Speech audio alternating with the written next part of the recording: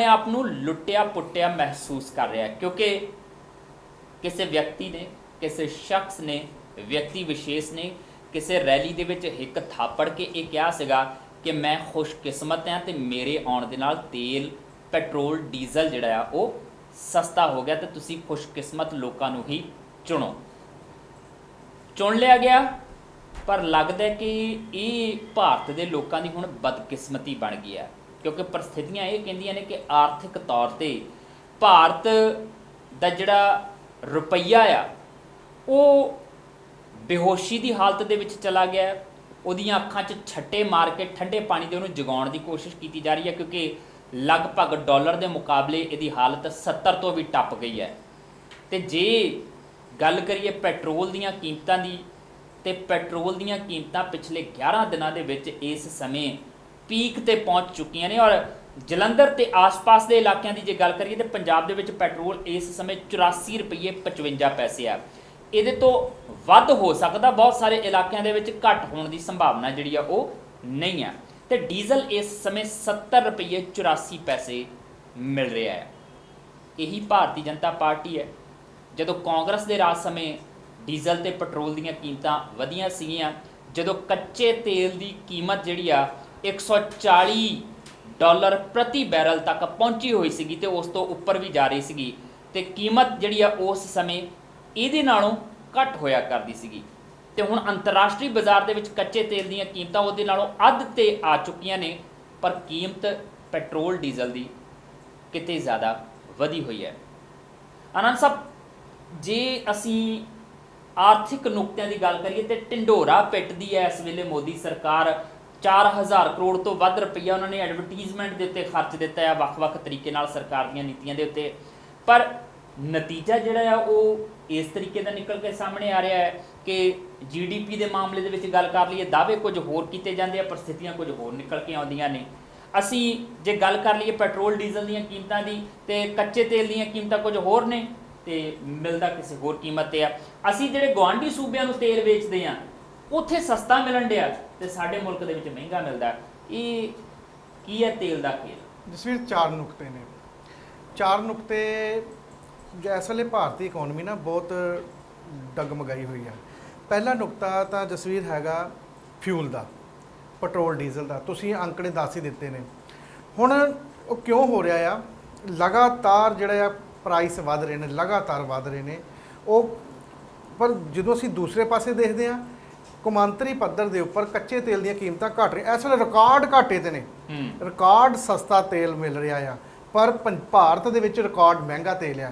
और असी जिहड़ा क्रूड ऑयल नूं रिफाइन करके दूसरे ईवन श्रीलंका नूं, बांग्लादेश नूं 34 रुपये 35 रुपये लीटर वेच रहे हैं और अपने देश के लोगों नूं 84 85 86 87 रुपये लीटर।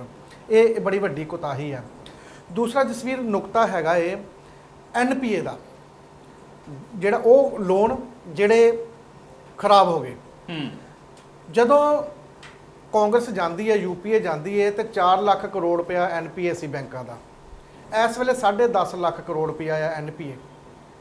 वो जिस बंदे ने इस NPA का सारा रूप उजागर किया, रघुराम राजन RBI के गवर्नर होंदे सन और इन्हों एक बन्ने इन्होंने लांभे करके रख दिता क्योंकि इन रघुराम राजन जिहड़ा सी वो सख्त इकोनॉमिक पॉलिसीज़ लई जाणिया जांदा सी और इन्होंने उन्होंने लांभे करके अपना एक चहेता उत्थे बिठाया और हुण सारा का सारा भांडा उहदे सिर ते भन्निया जा रहा भी इहदे करके। हुण जदों NPA प्लस जसवीर इन्होंने कहा भी उन्हें मॉनेटरी पॉलिसी इस तरीके की अपनाई बई जिहड़ी इकोनॉमिक ग्रोथ है वो थल्ले चल गई। हुण इकोनॉमिक ग्रोथ किस तरह गई थल्ले जसवीर, ये नुकता देखण वाला है। नवंबर 16 दे विच नोटबंदी की गल की जाती है और उस तो बाद जिहड़ा लोगों को जिहड़ा कैश आ लिक्विडिटी खत्म हो जाती है, बैंकों चों पैसा निकलना बंद हो जाता है और बिजनेस थल्ले डिग पैंदे ने और जिहड़ा इकोनॉमिक ग्रोथ जसवीर 9.2 ते सी वो अगलियां 6 तिमाहियां ते आण के 5.6 ते पहुँच जाता है डिमोनेटाइजेशन तो बाद। पर तुसीं अज दा बयान देखो, नीति आयोग के जिहड़े डिप्टी चेयरमैन वो की कह रहे हैं, कहते रघुराम राजन होना ने पॉलिसी इस तरह की बनाई। किहड़ी पॉलिसी बनाई उन्होंने ये कहा सी भी जिस इंडस्ट्रीलिस्ट ने NPA किया आ, जिस इंडस्ट्रीलिस्ट ने बैंक तो लोन लिया आ पर वापस नहीं किया, उसनूं अगों ਲੋਨ ਨਹੀਂ ਮਿਲੇਗਾ। ਔਰ ਉਹਨਾਂ ਨੇ ਕੀ ਕੀਤਾ, ਉਹਨਾਂ ਨੇ ਕੰਟਰੈਕਟ ਮੋਨਟਰੀ ਪਾਲਿਸੀ ਕਰ ਲਈ ਵੀ ਉਹਨਾਂ ਤੋਂ ਜਿਹੜਾ ਕ੍ਰੈਡਿਟ ਵਾਪਸ ਲਵੋ, ਉਹਨਾਂ ਨੂੰ ਕ੍ਰੈਡਿਟ ਨਹੀਂ ਦੇਣਾ ਕਿਉਂਕਿ ਉਹ ਲੋਕਾਂ ਦਾ ਪੈਸਾ ਜਿਹੜਾ ਲੈ ਕੇ ਤੇ ਵਾਪਸ ਨਹੀਂ ਕਰ ਰਹੇ। ਔਰ ਇਸ ਚੀਜ਼ ਨੂੰ ਸਰਕਾਰ ਜਿਹੜੀ ਆ ਉਹਨਾਂ ਦੇ ਉਲਟਾ ਲਗਾ ਰਹੀ ਹੈ ਵੀ ਇਸ ਕਰਕੇ ਭਾਰਤ ਦੀ ਜਿਹੜੀ ਇਕਨੋਮਿਕ ਗਰੋਥ ਜਿਹੜੀ ਆ ਘਟ ਗਈ ਆ ਕਿਉਂਕਿ ਲਿਕੁਇਡਿਟੀ ਉਹਨਾਂ ਨੇ ਘਟਾ ਦਿੱਤੀ ਹੈ। ਜਸਵੀਰ, ਇਹ ਇੱਕ ਬੰਨੇ ਇਹ ਆਰਥਿਕ ਭਾਰਤ ਸਰਕਾਰ ਕਹਿ ਰਹੀ ਆ ਵੀ ਅਸੀਂ ਇਕਨੋਮਿਕ ਰਿਫਾਰਮਸ ਦੀ ਗੱਲ ਕਰ ਰਹੀ ਹੈ ਔਰ ਜਿਸ ਬੰਦੇ ਨੇ ਇਕਨੋਮਿਕ ਰਿਫਾਰਮਸ ਦੀ ਗੱਲ ਕੀਤੀ ਆ ਉਹਨੂੰ ਹੁਣ ਸਾਰਾ ਦਾ ਸਾਰਾ ਭਾਂਡਾ ਉਹਦੇ ਸਿਰ ਤੇ ਸੁੱਟਿਆ ਜਾ ਰਿਹਾ ਆ।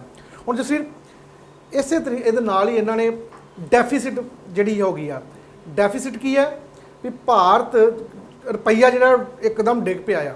ਹੁਣ ਜਿਹੜੇ ਮਾਹਰ ਕਹਿੰਦੇ ਨੇ ਵੀ ਆਉਣ ਵਾਲੇ ਸਮੇਂ ਵਿੱਚ $1 ਦੇ ਬਰਾਬਰ 73 ਰੁਪਏ ਵੀ ਹੋ ਜਾਣਗੇ। ਇਹਦੇ ਨਾਲ ਜਸਵੀਰ ਹੁਣ ਕੀ ਆ, ਬਾਹਰੋਂ ਇੰਪੋਰਟ ਵੀ ਮਹਿੰਗੇ ਹੋਣੇ ਨੇ ਔਰ ਤੇਲ, ਕੱਚਾ ਤੇਲ ਹੋਰ ਜ਼ਿਆਦਾ ਮਹਿੰਗਾ ਹੋ ਜਾਣਾ ਹੈ, ਉਹਦੇ ਨਾਲ ਇਨਫਲੇਸ਼ਨ ਵੀ ਆਏਗੀ।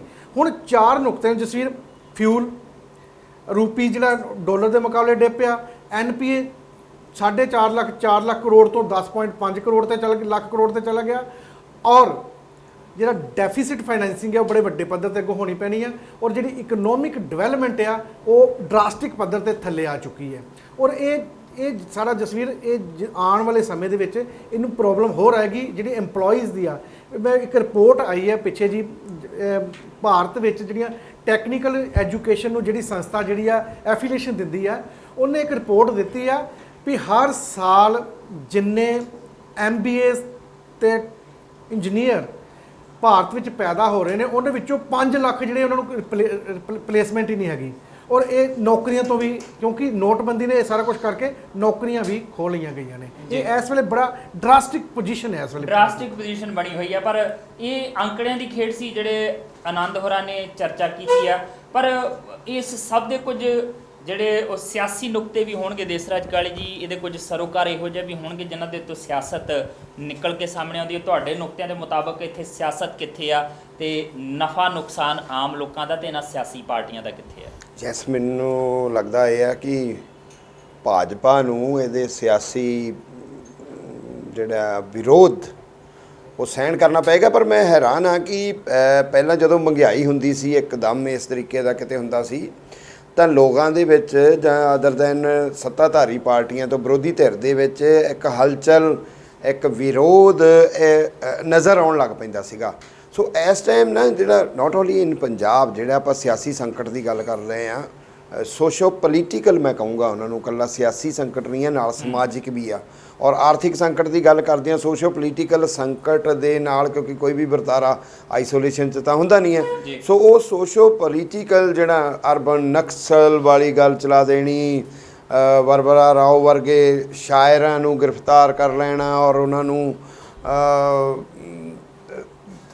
ਕੌਨਸਪੀਰੇਸੀ ਦੱਸ ਦੇਣਾ, ਵੱਡੇ ਵੱਡੇ ਲੈਫਟ ਜਿਹੜੇ ਨੇ ਵਕੀਲਾਂ ਨੂੰ, ਸਮਾਜਿਕ ਕਾਰਿਆਕਰਤਾਵਾਂ ਨੂੰ। ਸੋ ਔਰ ਐਸਾ ਇੱਕ ਖੌਫਜ਼ਦਾ ਜਿਹਾ ਮਾਹੌਲ ਪੂਰੇ ਭਾਰਤ ਦੇ ਵਿੱਚ ਹੈ ਔਰ ਦੇਸ਼ ਧਰੋਹ ਦਾ ਬਾਰ-ਬਾਰ ਨਾਂ ਲੈ ਜਾਣਾ ਔਰ ਐਕਸਪੈਰੀਮੈਂਟ ਕਰਨੇ, ਹਿੰਸਾ ਦੇ ਐਕਸਪੈਰੀਮੈਂਟ ਕਰਨੇ।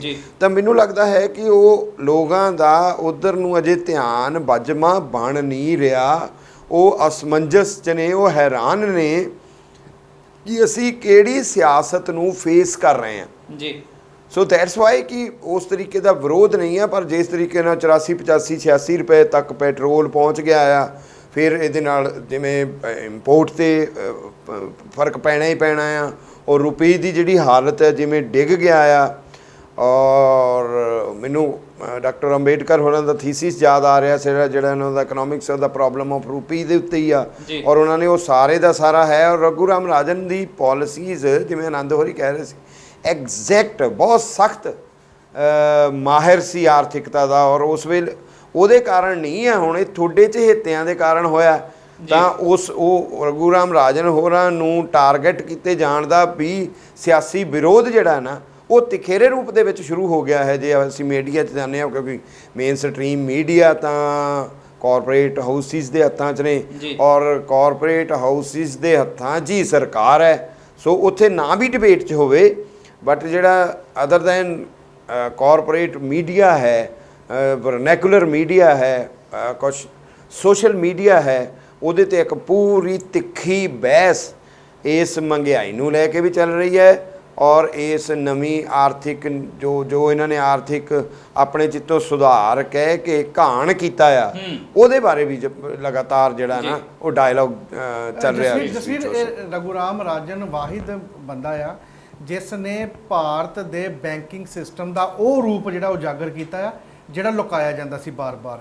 ਉਹਨੇ ਭਾਰਤੀ ਬੈਂਕਿੰਗ ਸਿਸਟਮ ਕਿੰਨਾ ਦਿਵਾਲੀਆ ਹੋ ਚੁੱਕਾ ਆ ਇਹ ਰਘੂਰਾਮ ਰਾਜਨ ਦੀ ਖੋਜ ਆ ਉਹਨੇ ਦੱਸਿਆ ਔਰ ਇਸੇ ਕਰਕੇ ਉਹਨੂੰ ਇੱਕ ਸਾਈਡ ਤੇ ਛੱਡ ਦਿੱਤਾ ਕਰ ਦਿੱਤਾ ਗਿਆ। ਔਰ ਜਿਸ ਵੀ ਇਹਦੇ ਨਾਲ ਇੱਕ ਹੋਰ ਨੁਕਤਾ ਆ ਬਈ ਜਿਹੜਾ ਪੈਟਰੋਲ ਤੇ ਡੀਜ਼ਲ ਦੀਆਂ ਕੀਮਤਾਂ ਲਗਾਤਾਰ ਵੱਧ ਰਹੀਆਂ ਨੇ ਪਰ ਭਾਰਤ ਸਰਕਾਰ ਟੈਕਸ ਲਗਾਤਾਰ ਵਧਾ ਰਹੀ ਹੈ ਉੱਤੇ ਕਰ ਰਹੀ ਹੈ, ਉਹ ਪੈਸਾ ਕਿੱਥੇ ਜਾ ਰਿਹਾ? ਇਹ ਸਵਾਲ ਸੋਸ਼ਲ ਮੀਡੀਆ ਤੇ ਵੀ ਘੁੰਮ ਰਿਹਾ, ਸਾਰੇ ਕਿਤੇ ਵੀ ਘੁੰਮ ਰਿਹਾ ਔਰ ਭਾਰਤ ਸਰਕਾਰ ਕੋਈ ਵੀ ਆਫੀਸ਼ੀਅਲ ਡਾਟਾ ਨਹੀਂ ਦੇ ਰਹੀ ਵੀ ਉਹ ਪੈਸਾ ਜੇ 34 ਰੁਪਏ ਦਾ ਲੀਟਰ ਪੈਟਰੋਲ ਪੈ ਰਿਹਾ ਆ ਤੇ ਤੁਸੀਂ 84 ਰੁਪਏ ਦਾ ਵੇਚ ਰਹੇ ਹੋ ਤੇ 50 ਰੁਪਏ ਕਿੱਥੇ ਜਾ ਰਹੇ ਨੇ? ਉਹ ਕਿੱਥੇ ਜਾ ਰਹੇ ਨੇ? ਉਹ ਕੁਝ ਕੁ ਕਨਸੋਆਂ ਨਿਕਲਦੀਆਂ ਨੇ ਵੀ ਜਿਹੜਾ ਵਿਦੇਸ਼ੀ ਕਰਜ਼ਾ ਆ ਉਹਨੂੰ ਸਰਕਾਰ ਹੌਲੀ ਹੌਲੀ ਉਤਾਰ ਰਹੀ ਹੈ ਔਰ ਇਸ ਨੂੰ ਇਲੈਕਸ਼ਨਾਂ ਦੇ ਵਿੱਚ ਇਹ ਕਨਸੋਆਂ ਨੇ ਵੀ ਸ਼ਾਇਦ ਇਲੈਕਸ਼ਨ ਜਦੋਂ ਹੋਣੇ ਨੇ 19 ਦੇ ਉਹਦੇ ਵਿੱਚ ਇਹਨੂੰ ਇੱਕ ਹਥਿਆਰ ਦੇ ਤੌਰ ਤੇ ਵਰਤ ਲੈਣ ਵੀ ਅਸੀਂ ਕਰਜ਼ੇ ਤੋਂ ਮੁਕਤ ਕੀਤਾ ਜੇ ਕੀਤਾ।